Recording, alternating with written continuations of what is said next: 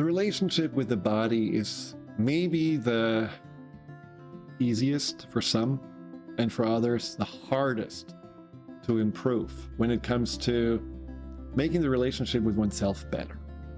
So if we are struggling with weight, or with getting older, or maybe we're not really in the right height section, or whatever those things are that we are holding against our body, we are ultimately limiting our sense of self to those things we don't really like about our body, those things we wish they would be different.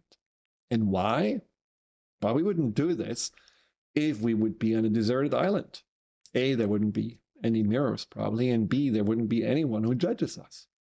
Why do we care how we look? Why do we care how our body measures up in comparison to others? Because of the others. Because we do believe there are certain standards and there are certain judgments we want to avoid, and certain, maybe kind of positive feedback we want to get so that we can feel better about ourselves. And I told you before, we cannot make our sense of self solely dependent on others. So how do we improve the relationship with our body by making it more simple? Well, we have to think about what the body is actually for. Now, sometimes when I think about death, the thing that really makes me sad about death is not leaving this earth or leaving people behind. What makes me the most sad is leaving my body behind, because I like my body. I'm not the most gorgeous man, and my body is really right now especially struggling because I have a plantar fasciitis that really hurts terribly. I have, other little things that just happen over time where you feel like, creaks and little pains. But still, my body has been serving me so well, and it continues to do so. And I think that's the simplifying aspect of how to relate to the body. Asking ourselves, how has our body served us? How has it really been there for us all that time? I think the body is, and I said this in other podcasts, the body is the vehicle. It is like this, horse that gets us through life. And it's, of course, not maybe the most beautiful or most powerful or most elegant being in comparison to others, but it's not a competition, because that's the horse we are given. That's the body we have, and that's the body we want to take care of. And if you had a horse that you would ride day in and day out, you would probably make sure that it's fed well, it's resting well. You would probably brush it and take care of, the hoofs and all those wonderful things, because you want to continue moving with this horse on that journey. And that's the same with the body. Think about the body as your most faithful ally, the one that does every day countless miracles. Do you know how many times you probably had cancer cells in your body, and your body detected that and said, oops, we have to get rid of those cells. That can be dangerous. How many bacteria and funguses and fungi and viruses and all these things your body has fought, overcome, then registered, for the future with the immune system to be ready just in case something like this should attack you again. Do you know how sometimes you have really eaten for days only chips and some other horrible stuff, and your body still said, okay, I'm just going to squeeze whatever energy I need from that thing that you're giving me, even though it's not really nutritious, but I will do my best. How many times your body has forgiven you? Countless hangovers, or times you smoked too much, or whatever, took drugs, and the body said, okay, I'm going to eliminate it. I'm gonna, after the headache, I'm gonna make sure that you can perform again. And I mean, the body is so forgiving.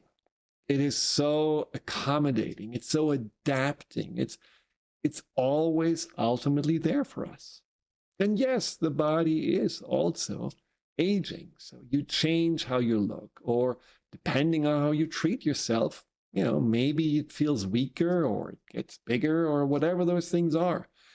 But it's not your body's fault.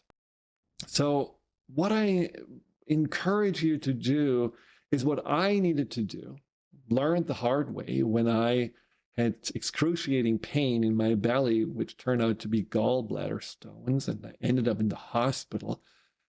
And I wondered why. I thought I am healthy. I thought I'd take care of myself.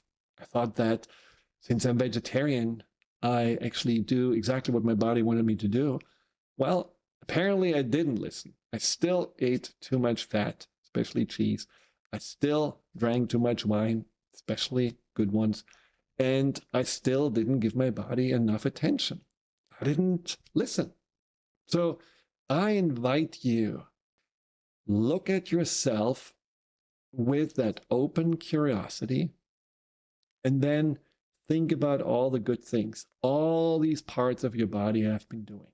Your eyes, your ears, your senses, your skin, your legs, your arms, your hands, your whole inner organs, all the things that you would say like, wow, my body is really an amazing organism, so complicated.